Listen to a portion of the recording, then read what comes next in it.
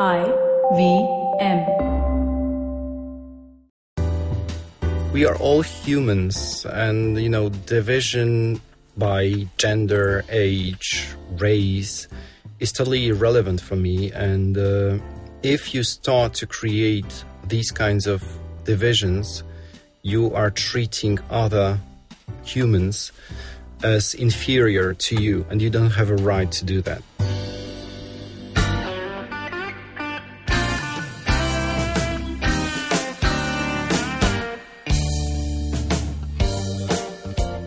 Hello and welcome to the Filter Coffee podcast.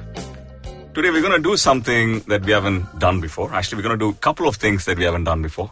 One is having an international guest, which we haven't done.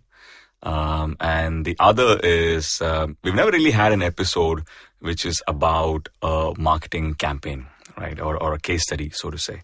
So we're going to do both of that.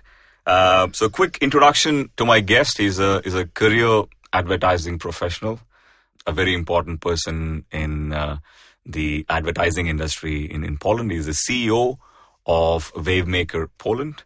Welcome to the Filter Coffee podcast, Pawel Gala. Hello, nice to be here. Thank you, and thanks for taking the time. And just for the benefit of the audience, we met a couple of days back. It seems like we know each other. Yeah. You're talking to us about this particular campaign, which we'll get to in a bit.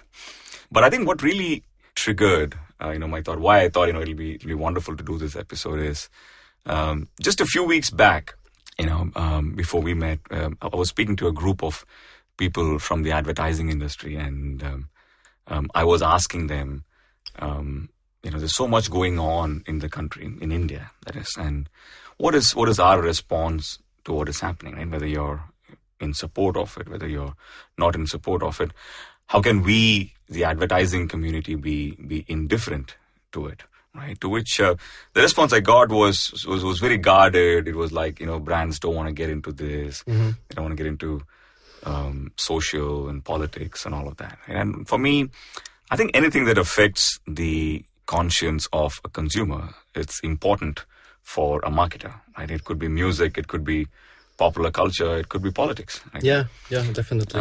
So I see an opportunity, probably an opportunity cost in a brand not leveraging a public sentiment.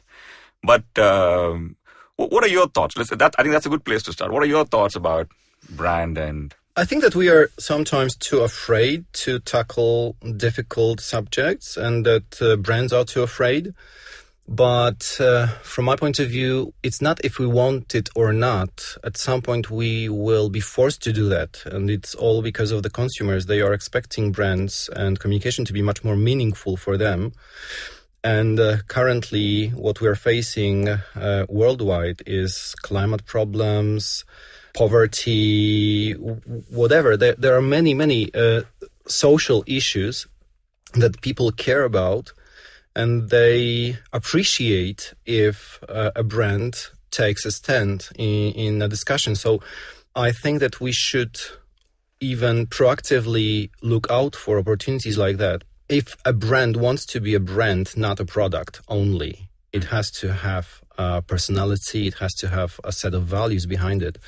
And it has to reflect in a way what consumers are expecting. And we can see already how brands are evolving, adjusting their communication, their products to consumers' expectations, especially when it comes to ecology and being more eco-friendly. So I do support it, and I think in a way that we as industry, as advertising industry, are the ones who should do much more.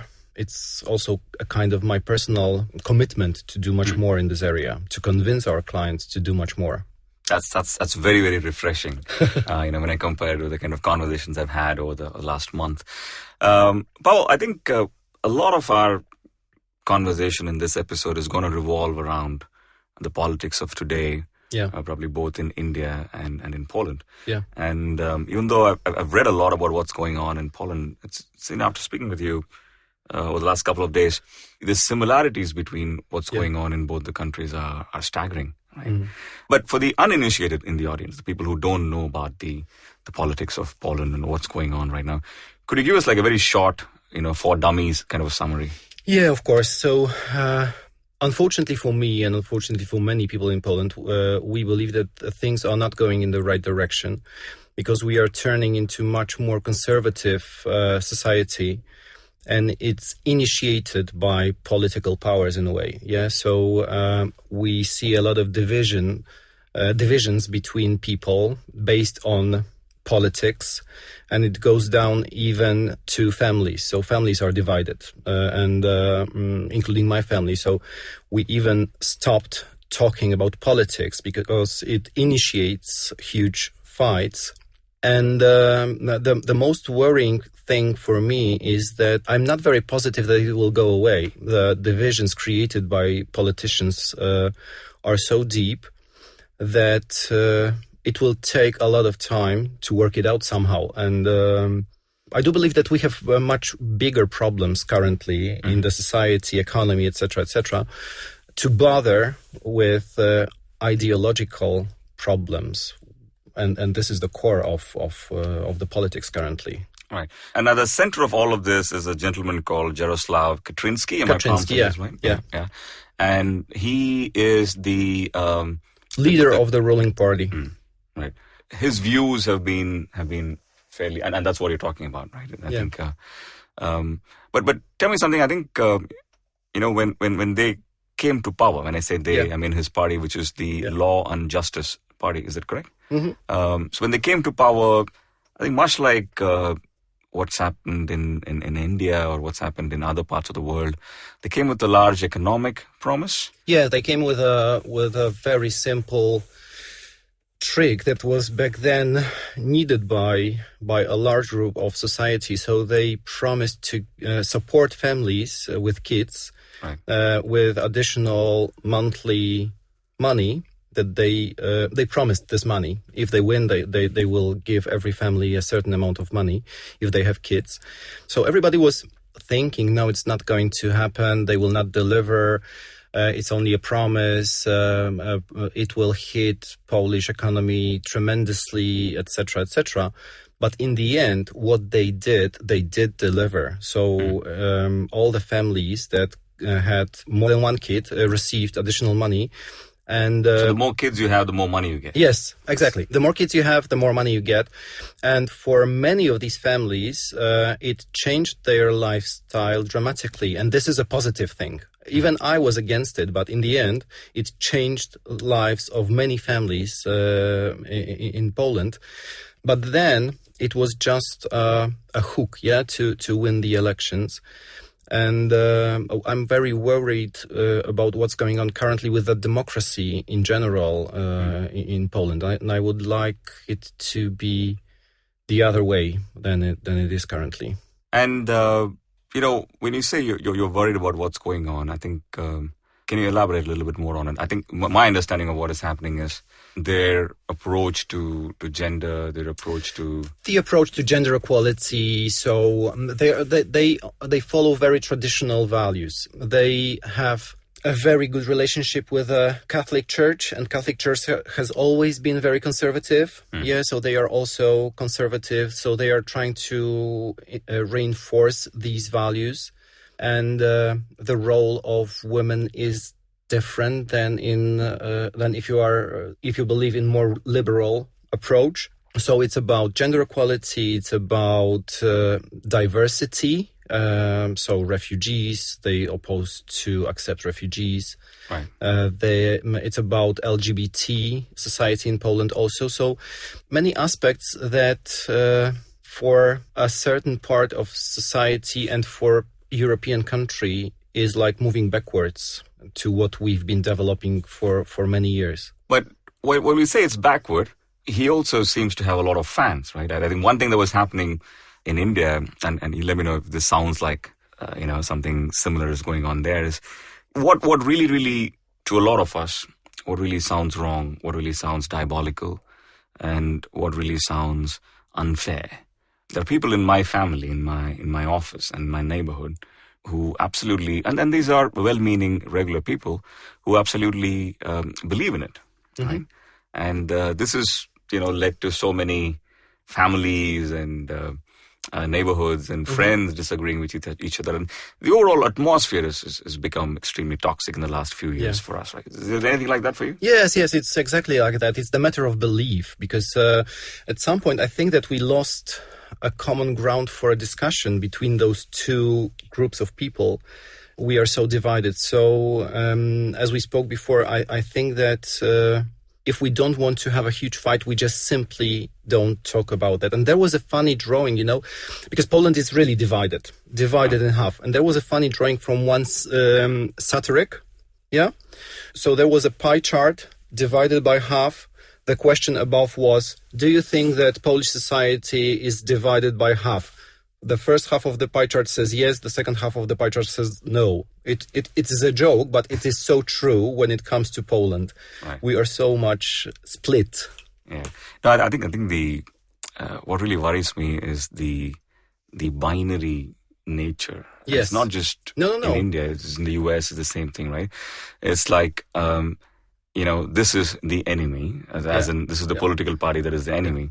This is the country that is the enemy. Yes. This is the religion that is the enemy. External enemy seems like a necessity to build these ideologies. There is no place for gray. It's either white or black. There is nothing in between. And that is also worrying, because if you believe that it's black and the other person believes that it's white, then you don't have to talk about anything, because you won't understand each other and you won't convince each other. And I think it sort of works for them as well. Like, so if you're a supporter of, in the whole black versus white argument, if you're a supporter of white, then you vote for them. And if you hate black, then you also vote for them, right? So it's easier, I guess, than having like an orange in between. Yeah, exactly. So it's amazing. It's amazing how this works, and it's amazing what the similarity is. And at this point, I want to take a very quick break.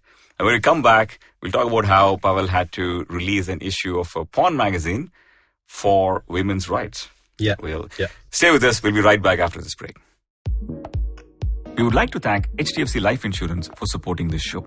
HDFC Life Insurance has created an online video series called Behind the Journey with some of the most interesting people from the creative and the entertainment industries. It explores the stories that are behind the glitz and glamour of the spotlight and screaming fans.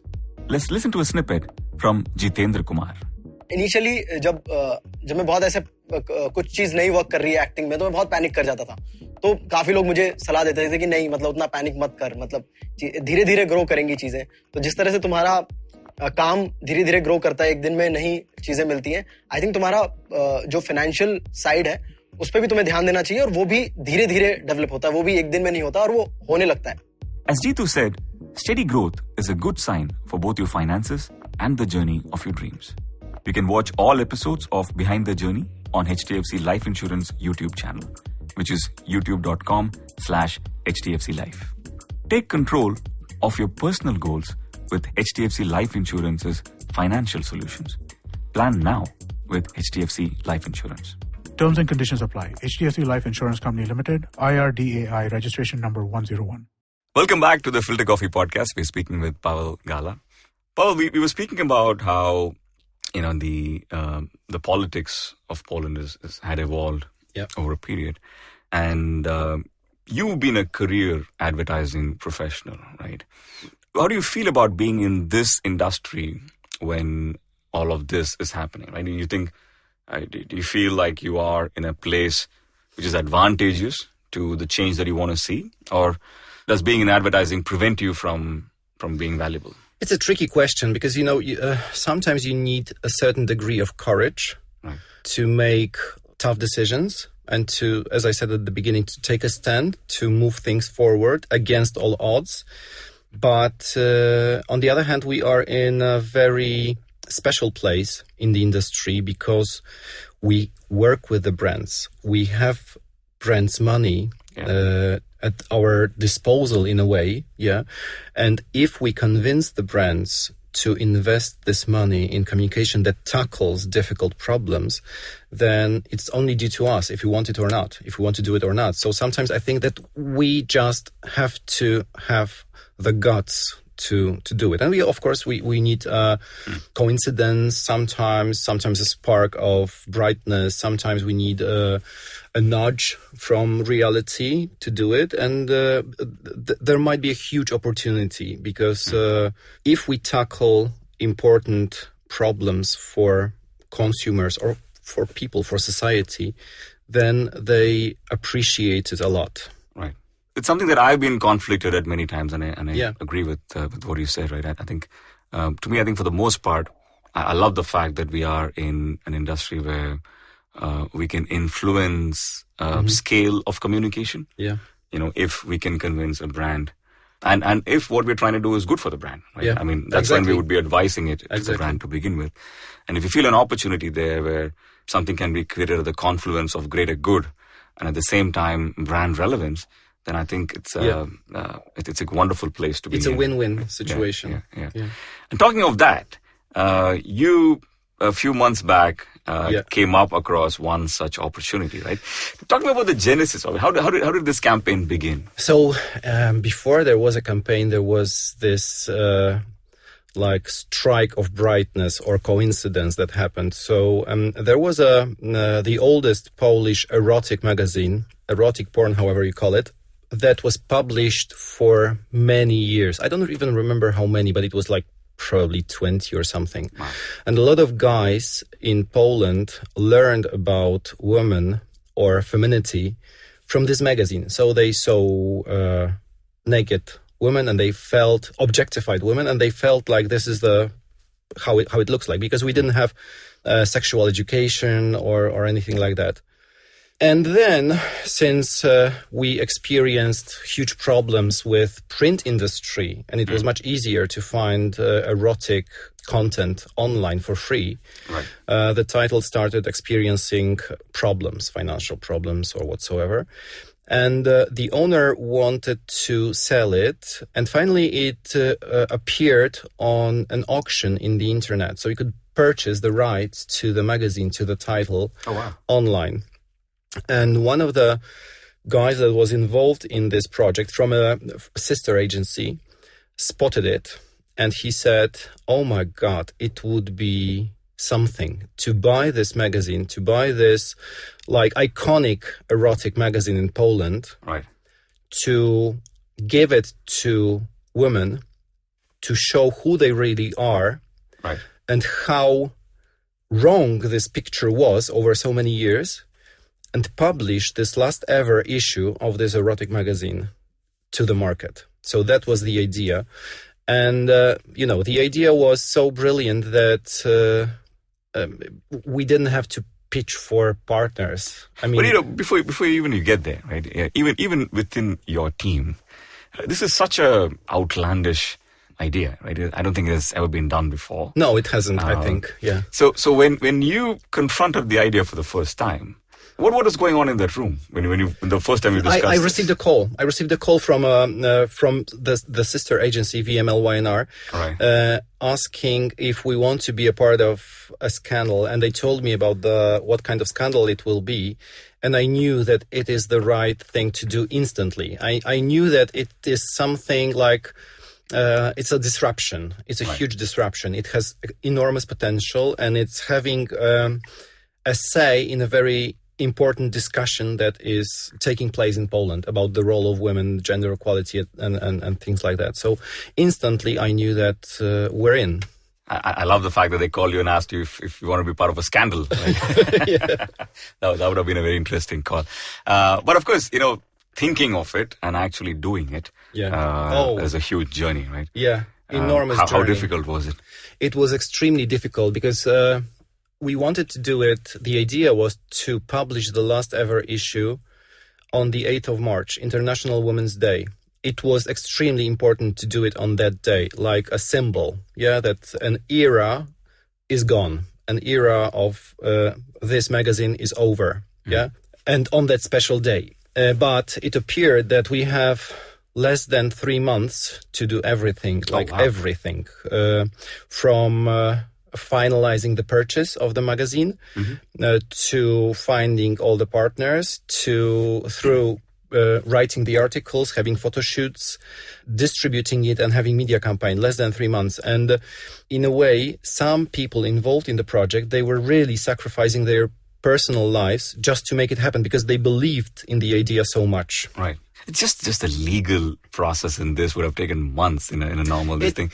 It was this part wasn't that difficult in the end. Oh, that's great. It wasn't that difficult. Yeah. Okay, that's good to know.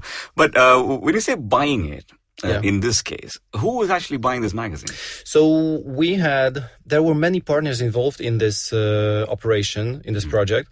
So VML YNR, which is a very good agency in Poland, was one and leading. Wavemaker was the second agency. Right. We had a media partner, a publisher, both print and online, which was great because we had the opportunity to use their, for example, distribution resources and printing resources. And the clients were BNP Paribas, which is a bank, and MasterCard. And it was in line with like their CSR policy strategy tackling gender equality. Oh, wow. Okay. And how was the conversation with clients? Conversation. Did they love it? They loved it. Did you have to sell it? Everybody loved it from the beginning. Everybody loved it from the beginning because it was just like changing the rules. It was just like being a rebel. That feeling of being a rebel in a way, and a rebel in a good cause. Right. So it was amazing feeling. I mean, I don't remember many moments in my entire career when I was so excited about it. Right. And I was so excited when I was talking to anybody, like to people from the industry, colleagues from work, but also to my brother, sister, my friends, because we knew that it has to be done, and it will be extremely successful, and it's needed. Yeah, right. But it's amazing. I think the idea is so powerful because while it might have been an immediate decision, it still is a big decision for a financial brand to associate itself with the porn magazine. Yes. I mean, even though the content is different, to even that association, I think there are not too many marketers who would have readily agreed to that. Yes, but fortunately, in case of MasterCard and BNP Paribas in Poland, they are very progressive and they want to try things, and they are very open to bright ideas like these. So they just really believed in it from a very start. It's wonderful. Now suddenly you're a magazine publisher. How do you put together a team like that in an agency? It was also another obstacle, because as I said, we had many partners. So there were creative people from VML, there were media people from Wavemaker, plus content people from Wavemaker. There were 2 clients. They had to approve the materials, the content. We need to have another partner for photo sessions and production. We had to create editorial office in the end. So it was like a huge thing. And imagine you have to find a common ground across all these partners. Right. Yeah.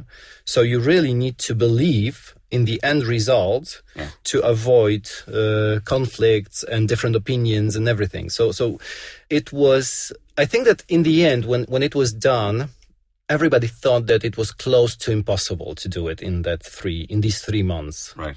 And that's why I think everybody was so proud of it, that we managed to overcome all the obstacles and and create it. And it was really something. I mean, we decided to send a couple hundred of the magazines to influencers and celebrities, and on the 8th of March, social media was flooded with it because every influencer posted it in their social media, just showing, oh my God, I received the last ever issue of this erotic magazine, and it's so important for gender equality, etc., etc. It was such a huge satisfaction for us because we saw it was like a snowball. So we saw that we gave a stimuli, and then it just went. It's amazing. I think the more you talk about this, more it seems like I'm reading the script of Argo or something like that, where multiple people came and created a coup. But for the audience, what is the name of the magazine again?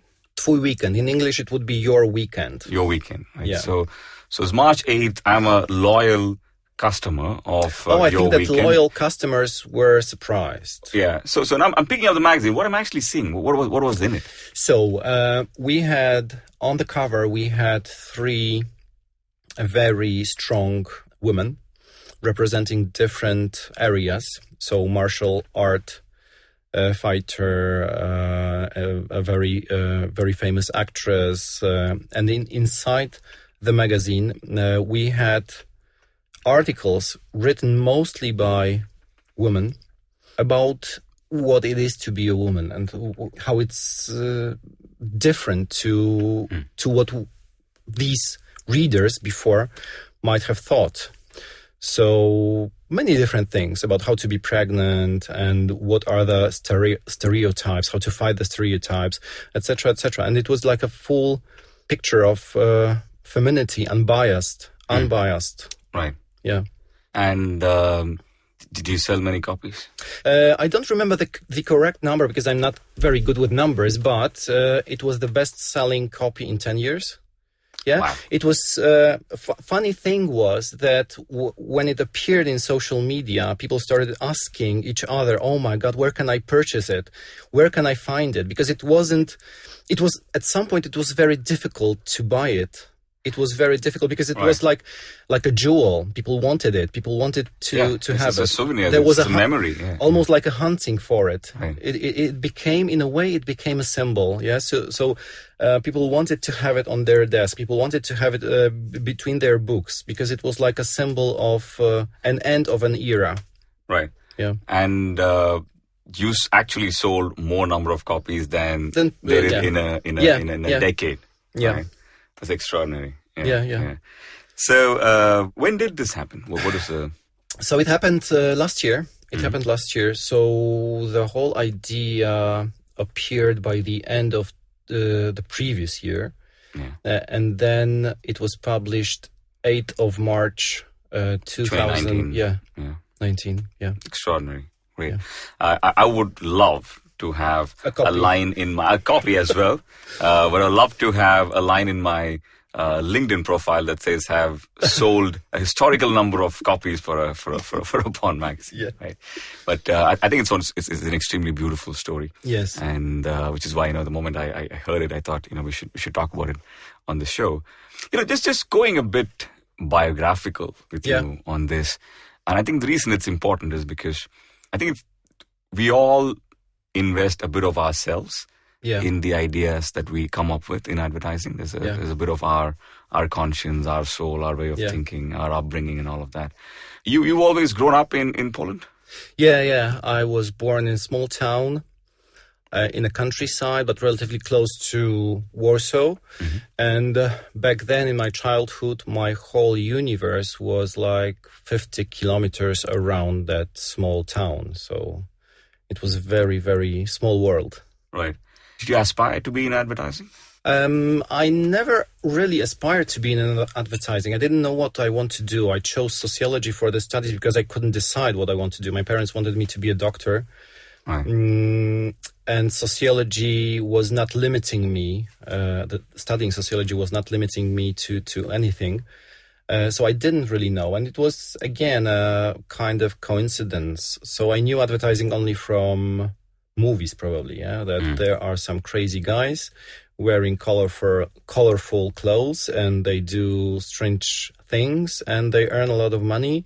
And, a biased picture of advertising industry, But what are the things that shaped your political, your social views on things? I think that it happened really early. So maybe it's because of my parents. So they were always very humble.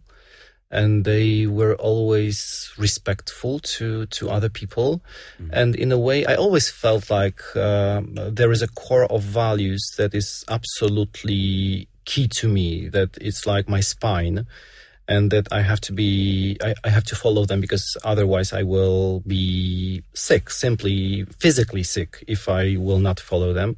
Right. So it happened very early. And then I think that high school and university also, sociology helped me a lot maybe not shaped me, but reinforced what I have developed earlier. Yeah. Right. I think the reason it's I love this campaign so much is also because of the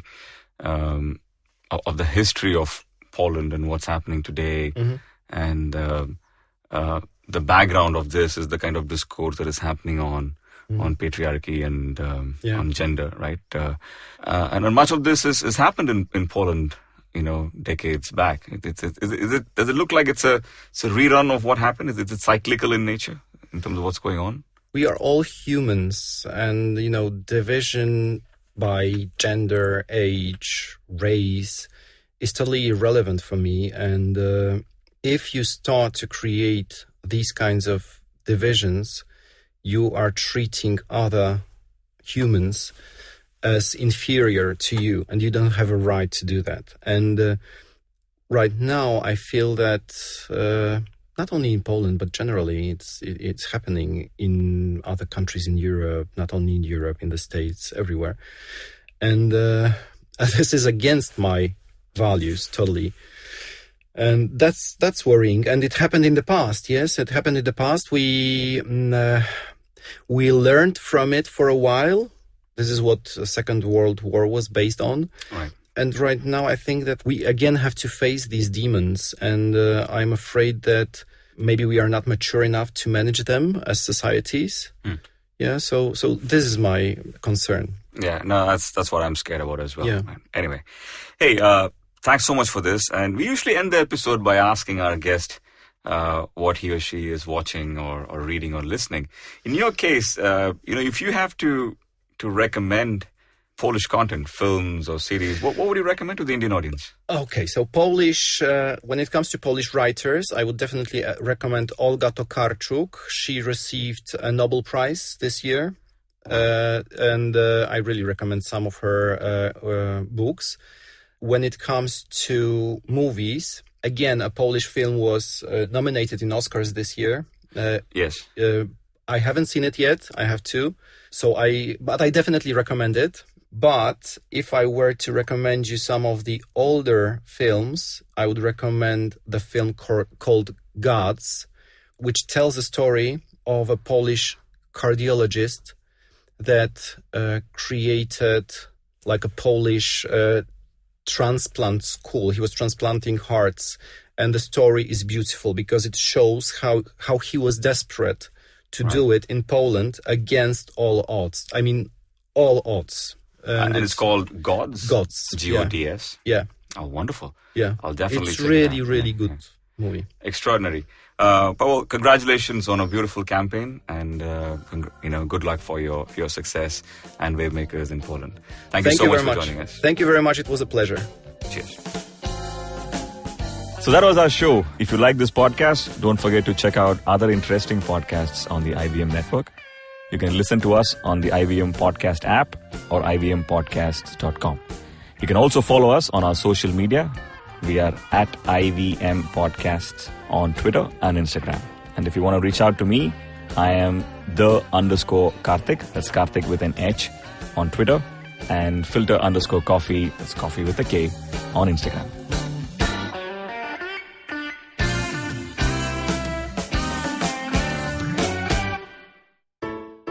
I hope you enjoyed that show. We'd like to thank our sponsors this week, HDFC Life and Paytm Money. Also, just a very quick note, I would really appreciate it if you guys could fill out a really short survey on our website. It's on ivmpodcast.com/survey. It's just a brand recognition survey for us to kind of work with the advertisers and give them some data. So it's a very short, less than 1 minute survey. Really appreciate your help in filling it out. And let me tell you a couple of things that you should check out this week. On Paperback, the host of Edges and Sledges, Dhananjay Chuck, gets in a conversation with Satyajit and Racheta about his podcast, cricketers, and stories that have stayed with him. On Football Report, Karthik Nagarajan and Gaurav talk about Liverpool's losing to Atletico and give their predictions for the second leg of the Champions League. On Golgappa, Tripti is joined by Lakshmi, host of Litnama. They talk about literature, books, and more. On Edges and Sledges, DJ, Ashwin, and Varun talk about India's great run at the T20 Women's World Cup and the New Zealand versus India Test. On Ganatantra, Saryu and Alok are joined by Rahul Verma of the Center for Policy Research. They discuss how Indian voters vote along the lines of ideology and identity. Thanks and keep listening. Hi, my name is Anupam Gupta. I'm B50 on Twitter. I am the host of Paisa Vaisa, a show that talks money. On my show, I speak to experts from every field of money and finance, from stock markets, equities, debt funds, credit cards, life insurance, every possible area of money and finance that you can think of. We even did an episode on cryptocurrency. I've got fantastic guests from mutual funds to personal finance experts everywhere. Robo-advisory, startups, just name it, we've got it. At Paisa Vaisa, we help you make smart decisions about money. You work hard for money. Now make your money work hard for you. New episodes out every Monday, and you can listen to my show on the IVM Podcast app or any other podcasting app that you have.